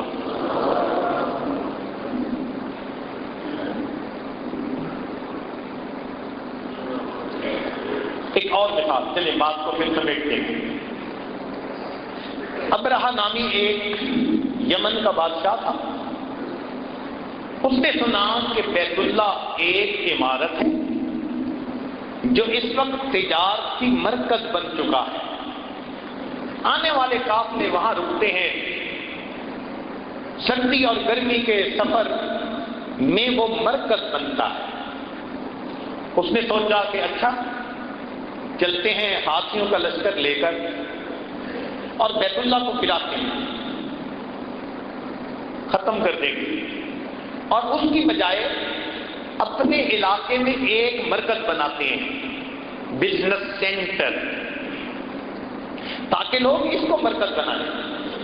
اب اس ارادے سے وہ چل پڑا اپنے ہاتھیوں کے لشکر کو لے کر۔ پھر اللہ رب العزت کا کیا معاملہ ہوا، سبحان اللہ، اللہ تعالیٰ فرماتے ہیں فَأَرْسَلْنَا عَلَيْهِمْ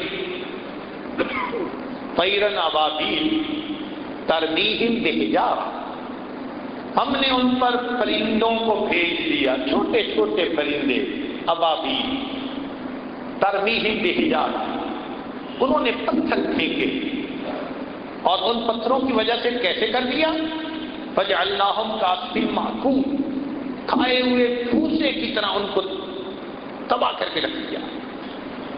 اب یہاں پر طالب علم کے ذہن میں ایک سوال آتا ہے کہ اللہ رب العزت نے یہ کام پرندوں سے لیا، زمین پھٹ جاتی، ہاتھیوں کا لشکر اندر چلا جاتا، یہ بھی ممکن تھا، تیز ہوا چلتی اور قوم عاد کی طرح سب کو پٹخ پٹخ کے زمین پہ مار دیتی، یہ بھی ممکن ہو سکتا تھا، بجلی چمکتی اور سارے کے سارے لشکر کے لوگوں کو موت کی نیند سلا دیتی، یہ بھی ہو سکتا تھا۔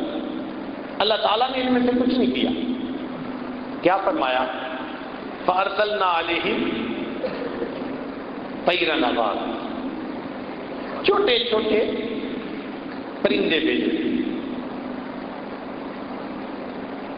ان پرندوں نے پتھر پھینکے اور انہوں نے ان کو کھائے ہوئے بھوسے کی طرح بنا دیا۔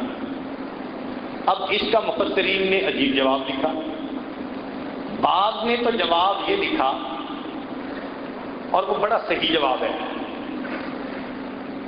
کہ ابرہہ جانوروں میں سے بڑے مضبوط جانور کو لے کر آیا تھا اللہ کا گھر گرانے کے لیے، تو اللہ نے جانداروں میں سے ایک نازک سی جان چڑیا اس کو مقابلے میں لائے کہ اچھا تمہارے اتنے مضبوط جانوروں کو ہم اتنے نازک جان پرندے سے مروا کے دکھا دیں، یہ بھی ثواب بالکل ٹھیک ہے۔ مگر محققین نے ایک اور بات لکھی اور عجیب بات لکھی، عجیب نکتہ علمی لکھا۔ فرماتے ہیں کہ اللہ کے ہاں دستور جزاء من جنس العمل ہے، لہذا ابرہہ اپنے گھر سے چلا تھا کس نیت کو لے کر کہ عزت والے گھر کو مٹا دوں گا اور جس کی کوئی عزت نہیں اس گھر کو بزنس سینٹر میں بنا دوں گا۔ ترتیب بدلنے چلا تھا، عزت والے گھر کو مٹا دو اور جس کی کوئی حیثیت نہیں اس کو عزت والا بنا دو۔ تو یہ خدا کی ترتیب کو مٹانے چلا تھا، بدلنے چلا تھا۔ اللہ نے بھی معاملہ ایسا کیا، اب رہا میری بنائی ہوئی ترتیب کو بدلنے آئے ہو، چلو دنیا کی ترتیب یہ ہے، انسان شکاری ہوتا ہے، پرندہ شکار بنتا ہے، یہ روزمرہ کی ترتیب ہے۔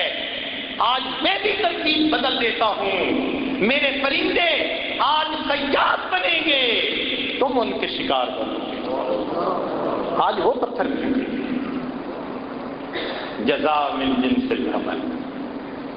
تو جب اللہ رب العزت کا معاملہ ایسا ہے تو ہم اللہ پہ کیوں نہ پکا یقین کرتے ہیں؟ اس پکے یقین کا فائدہ یہ ہوگا کہ اللہ کی مدد ہمارے پلڑے میں آ جائے، اور یاد رکھیں جب اللہ کی مدد کسی پلڑے میں آتی ہے وہ پلڑا پوری کائنات سے بھاری ہو جایا کرتا ہے۔ اس یقین کو بنانے کی ضرورت ہے۔ ہمارے اکابر کا یقین بنا ہوا تھا۔ حضرت اقدس نانوتوی رحمۃ اللہ علیہ، انہوں نے جب دارالعلوم دیوبند کی ابتدا کی تو اصول 8 بنائے، 8 اصول دارالعلوم کو چلانے کے لیے۔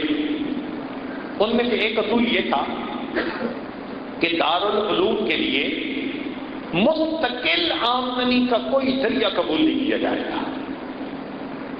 آج ہم لوگ دعائیں مانگتے نہیں تھکتے، اللہ ہمارے مدرسے کے لیے کوئی مستقل ذریعہ بن جائے آمدنی کا۔ ہمارا حال دیکھو اور ہمارے اکابر کا ایمان دیکھو۔ فرمایا کہ ہم مستقل آمدنی کا کوئی ذریعہ قبول ہی نہیں کریں گے۔ لوگوں نے پوچھا حضرت کیوں؟ فرمایا کہ اس سبب پر نظر چلی جائے گی اور اس کے بدلے اللہ کی مدد رک جائے گی۔ اس لیے کہتے ہیں کہ worry ends where faith begins، worry ends where faith begins۔ جہاں ایمان شروع ہوتا ہے وہاں بندے کی سب وری ختم ہو جاتی ہے۔ اللہ پہ جو یقین آ گیا، میرا مولا کتنا قریب ہے۔ ہم بندے ہیں نا، ہمارا معاملہ ایسا ہے کہ ہم ادھر ادھر ہو جاتے ہیں۔ اللہ اکبر کبیرہ۔ آج اکثر لوگ یہ اعتراض کرتے ہیں یہ عربی مدارس سے طلباء کہاں سے کھائیں گے؟ سوال ذرا سنو، عربی مدارس سے طلباء کہاں سے کھائیں گے؟ تو ایک آسان جواب تو یہ کہ جہاں سے انبیاء کھاتے تھے وہیں سے ان کے ورثاء کھائیں گے۔ انبیاء نے آ کے ملازمتیں کی، اللہ نے پالا نا ان کو، اللہ ان کو بھی پالیں گے۔ اور ایک ہے تحقیقی جواب۔ اب ذرا سنیے، اس دنیا میں اللہ رب العزت نے ہر بندے کے سامنے کچھ نہ کچھ رکھ دیا ہے، اور وہ چیز اس کے رزق کا سبب ہے۔ کسی کے سامنے اللہ نے اینٹ کو رکھ دیا، وہ اینٹوں کو اینٹوں سے جوڑتا ہے، ہم اسے میسن کہتے ہیں، مستری کہتے ہیں، اور یہ اینٹ کو اینٹ سے جوڑنا اس کے لیے روزی کا سبب ہے۔ کسی کے سامنے اللہ نے کپڑے کو رکھ دیا، وہ کپڑے کو کاٹتا ہے، جوڑتا ہے، ہم اسے درزی کہتے ہیں، اور یہ اس کے لیے روزی کا سبب بن گیا۔ کسی کے سامنے اللہ نے لکڑی کو رکھ دیا، وہ لکڑی کو کاٹتا ہے اور جوڑتا ہے، ہم اسے کارپینٹر کہتے ہیں، یہ اس کے لیے روزی کا سبب بن گیا۔ کسی کے لیے اللہ نے چمڑا سامنے رکھ دیا، وہ چمڑے کو کاٹتا ہے، جوڑتا ہے، جوتے بناتا ہے، ہم اسے موچی کہتے ہیں، یہ اس کے لیے روزی کا سبب بن گیا۔ کسی کے سامنے اللہ نے لوہے کو رکھ دیا، وہ لوہے کے پرزے کھودتا ہے اور جوڑتا ہے، ہم اسے مکینک کہتے ہیں، یہ اس کے لیے روزی کا سبب بن گیا۔ وہ خدا کے بندو، کسی کے سامنے اینٹ رکھی، اللہ نے روزی دی، کسی کے سامنے لکڑی رکھی، اللہ نے روزی دی، کسی کے سامنے لوہا رکھا، اللہ نے روزی دی، کسی کے سامنے چمڑا رکھا، اللہ نے روزی دی۔ ان طلباء کے بارے میں پوچھتے ہو جن کے سامنے اللہ نے اپنے قرآن کو رکھ دیا ہے، ان کو وہ پروردگار روزی نہیں کھلائے گا؟ بتوں سے تجھ کو امیدیں، خدا سے نہ امیدی، بتوں سے تجھ کو امیدیں، خدا سے نہ امیدی، مجھے بتا تو صحیح اور کافری کیا ہے۔ یقین بنانے کی ضرورت ہے۔ اللہ رب العزت ہمیں اپنی ذات کے اوپر پکا، اپنے وعدوں پر پکا یقین عطا فرمائے۔ اب آخر میں قرآن مجید سے ایک مثال دے کے بات کو مکمل کرتا ہوں۔ سیدنا موسیٰ علیہ السلام کی والدہ، حکم خدا ہوا، اللہ تعالیٰ فرماتے ہیں وَأَوْحَيْنَا إِلَىٰ أُمِّ مُوسَىٰ أَنْ أَرْضِعِيهِ، ہم نے موسیٰ علیہ السلام کی والدہ کو وحی کی کہ تم اپنے بچے کو دودھ پلا، فَإِذَا خِفْتِ عَلَيْهِ، اور اگر تمہیں اس پہ ڈر آئے، خوف ہو کہ فرعون کے سپاہی فوجی پکڑ کے نہ لے جائیں، قتل نہ کر دیں، فَأَلْقِيهِ فِي الْيَمِّ، اس کو پانی میں ڈال دینا۔ پھر ہوگا کیا؟ اللہ فرماتے ہیں یَأْخُذْهُ عَدُوٌّ لِّي وَعَدُوٌّ لَّهُ، اس کو وہ پکڑے گا جو میرا بھی دشمن، اس کا بھی دشمن۔ یا اللہ، یہ بچہ دشمن کے ہاتھ میں جائے گا؟ فرمایا ہاں، وَلَا تَخَافِي وَلَا تَحْزَنِي، خوف نہ کھانا، گھبرانا بھی نہیں، اِنَّا رَادُوهُ إِلَيْكَ، ہم اسے تمہاری طرف لوٹائیں گے، وَجَاعِلُوهُ مِنَ الْمُرْسَلِينَ، ہم اسے رسولوں میں سے بنائیں گے۔ اب موسیٰ علیہ السلام کی والدہ عورت ہیں، اور ماں اپنے بچے کے بارے میں کتنی سینسیٹیو ہوتی ہے، اس سے امتحان، مگر اس عورت کو اللہ کی بات پہ یقین تھا۔ اس نے اپنے بچے کو ایک بکسے میں ڈالا اور بکسے کو پانی میں ڈالا۔ عقل اسے کہہ رہی ہے تیرا بچہ گیا، اس لیے کہ اگر تم بکسے کے اندر سوراخ بناؤ ہوا جانے کے لیے تو ان سوراخوں میں سے پانی جائے گا، بچہ ڈوب کے مر جائے گا، اور اگر اس کو واٹر ٹائٹ بناؤ تو بچہ دم گھٹ کے مر جائے گا، لہذا بچہ تمہارا نہیں بچتا۔ اب ماں کو عقل یہ کہہ رہی ہے، اور بچے کے بارے میں ماں کتنی سینسیٹیو ہوتی ہے۔ سبحان جائیں، قربان جائیں اس ماں کے یقین پر جو دیکھتے بھالتے ہوئے اپنے ہاتھوں سے اپنے بچے کو پانی میں ڈال دیتی ہے۔ واپس آ گئی، یہ بکسا تیرتا ہوا ایک ایسی جگہ پہنچا جہاں فرعون اپنی بیوی کے ساتھ چہل قدمی کر رہا تھا۔ اس کے گرد 800 غلاموں کا گھیرا تھا، ان میں سے کوئی ایک اس بکسے کو پکڑ کر لایا، اس نے کہا کھولو۔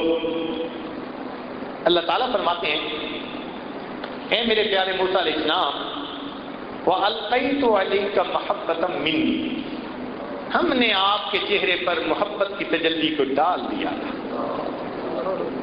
چنانچہ جب بکسا آیا تو فرعون کی بیوی آسیہ نے کہا کھولو۔ جب کھولا تو خوبصورت بچہ، بیوی کی نظر پڑی، کہنے لگی لا تقتلوہ، اسے قتل نہیں کرنا، عسیٰ ان ینفعنا او نتخذہ ولدا، ہم اس سے نفع اٹھائیں گے، اسے اپنا بیٹا بنائیں گے۔ اب وہ فرعون جو ہزاروں بچوں لوگوں کو ذبح کروا چکا تھا. بیوی کی اس بات کے اوپر کہتے ہیں جی بہت اچھا. ہوم گورنمنٹ کی پاور دیکھو کتنی ہوتی ہے. عورتیں کہتی ہیں جی خامد بات نہیں مانتے. ارے قرآن پڑھو، بڑے بڑے فرعون بیویوں کی بات مانتے رہے. بیوی نے کہا نہیں قتل کرنا. کہتے جی بہت اچھا، جیسے کہہ رہی ہو ایسے کریں گے. اب اس بچے کو گھر لے کے گئے. اس زمانے میں ڈبے کا دودھ نہیں ہوتا تھا، عورتیں دودھ پلاتی تھیں. اللہ تعالیٰ فرماتے ہیں وَحَرَّمْنَا عَلَيْهِ الْمَرَاضِعَ مِنْ قَبْلُ، ہم نے آپ کے اوپر، ان کے اوپر عورتوں کا دودھ حرام کر دیا تھا. جو دودھ پلانے والی آتی بچہ دودھ نہیں پیتا. دوسری آئی، تیسری آئی، ساری رات یہی سلسلہ رہا. فرعون بڑا پریشان کہ بچہ دودھ نہیں پی رہا، بچہ روتا ہے. اور پھر محبت تو ایسی ہوتی ہے نا کہ بچے کے رونے پہ ماں باپ روتے ہیں اور بچے کے ہنسنے پہ ماں باپ ہنستے ہیں. دل اٹک گیا تھا، پریشان. صبح اس نے کہا کہ بھئی جتنی عورتیں دودھ پلانے والی ہیں سب کو لائیں، ٹرائی کرو کس کا دودھ سوٹ کر جائے. اور ادھر حضرت موسیٰ علیہ السلام کی والدہ کا کیا معاملہ، ساری رات بچے سے جدا. اللہ فرماتے ہیں وَأَصْبَحَ فُؤَادُ أُمِّ مُوسَىٰ فَارِغًا، اور موسیٰ علیہ السلام کی والدہ نے صبح کی بڑے بھاری دل کے ساتھ، دکھی دل کے ساتھ، ان قادت لتبدی بھی لولا ان ربطنا علی قلبہا. اللہ فرماتے ہیں اگر ہم اس کے دل پہ گرہ نہ لگا دیتے وہ رو پڑتی اور رات کھول بیٹھتی، لوگوں کو پتہ چل جاتا اس کا بیٹا ہے. ہم نے دل کو تسلی دے دی، روئی نہیں. بیٹی کو کہا کہ بیٹی جاؤ بھائی کی خبر لاؤ. لو موسیٰ علیہ السلام کی بہن بھاگتی گئی، چھوٹی عمر کی. چنانچہ جب بھاگتی گئی تو اس نے محل میں جا کے ایک عجیب منظر دیکھا. وہ کیا تھا؟ عورتیں دودھ پلانے کے لیے آ رہی ہیں اور بھائی دودھ نہیں پیتا. اس نے موقع دیکھا، فرعون کو کہا هل ادلکم علی اہل بیت یکفلونہ وہم لہ ناصحون، میں تمہیں ایسے گھر والوں کے بارے میں بتاؤں جو اس کی کفالت بھی اچھی کریں گے اور اس کے بڑے خیر خواہ ہوں گے. مفسرین نے لکھا کہ فرعون کو کھٹکی تو صحیح بات. اس نے بچی کو پکڑ کے کہا تم کیوں کہہ رہی ہو وہ بڑے اس کے خیر خواہ ہوں گے؟ وہ بھی موسیٰ علیہ السلام کی بہن تھی. کہنے لگے کہ ہم آپ کی رعایا ہیں، ہم آپ کے ساتھ خیر خواہی نہیں کریں گے تو کون کرے گا؟ کہنے لگے ہاں بات تو ٹھیک ہے، اچھا لے آؤ جس کو لاتی. موسیٰ علیہ السلام کی بہن آ گئی، امی چلو بڑا اچھا موقع ہے. موسیٰ علیہ السلام کی والدہ آئی، اس نے بچے کو فیڈ دینی شروع کی. بچے نے دودھ پینا شروع کر دیا. کوہرام مچ گیا، وہ جی ایک عورت کا دودھ اس بچے نے پی لیا. فرعون رات کا جاگا ہوا تھا، خدائی کا دعویٰ کرنے والا بدبخت نیند سے پریشان تھا. جب اسے اطلاع ملی نا کہ بچے نے ایک عورت کا دودھ پی لیا، کہتے بہت اچھا میں تو سوؤں گا، اس عورت کو جانے نہیں دینا. اب موسیٰ علیہ السلام کی والدہ وہاں، وہ 3 دن وہاں رہی. 3 دن کے بعد اس نے کہا کہ بھئی بات سنو، اپنا گھونسلہ اپنا کچا ہو یا پکا، مجھے تو اپنا گھر اچھا لگتا ہے، اس لیے مجھے گھر جانے دو. فرعون کہنے لگا اچھا سنو، تم گھر جانا چاہتی ہو تو اکیلی نہ جاؤ، بچے کو ساتھ لے کے جاؤ، اور تمہاری تنخواہ ہم تمہیں گھر پہنچا دیں گے، اپنے گھر میں اس کا خیال رکھنا. اللہ تعالیٰ عجیب الفاظ سے فرماتے ہیں فَرَدَدْنَاهُ إِلَىٰ أُمِّهِ، ہم نے اس بچے کو لوٹایا اپنی ماں کے ساتھ. کیوں؟ کئی تقر عینها، تاکہ اس کی آنکھیں ٹھنڈی ہو، ولا تحزن، اور وہ غمزدہ نہ ہو، وَلِتَعْلَمْ، اور وہ جان لے أَنَّ وَعْدَ اللَّهِ حق، کہ اللہ کے وعدے سچے ہیں، وَلَكِنَّ أَكْثَرَهُمْ لَا يَعْلَمُونَ، اکثر لوگ اس بات کو نہیں جانتے. میرے پروردگار کے وعدے ایسے سچے، تو کم از کم ہم ایک عورت جیسا ہی اپنا یقین بنا لیں. یا عورت سے ہی گئے گزرے؟ مرد ہیں، کچھ عقل کے ناخن لے، اللہ کی ذات پر اپنے یقین کو مضبوط سے اثبت کر دیں۔ آج کی عورتیں حضرت موسیٰ علیہ السلام کی والدہ جیسا یقین پیدا کر دیں، پھر یہ کبھی اپنے خامن کو رشوت نہیں لینے دیں گی، اپنے خامن کو سود کا کاروبار نہیں کرنے دیں گی، زکوٰۃ اپنے وقت پہ ادا کریں گی، کیونکہ اللہ کے وعدوں پر یقین ہوگا۔ اللہ تعالیٰ ہمیں اپنے وعدوں پر پکا یقین عطا فرمائے، اور دنیا میں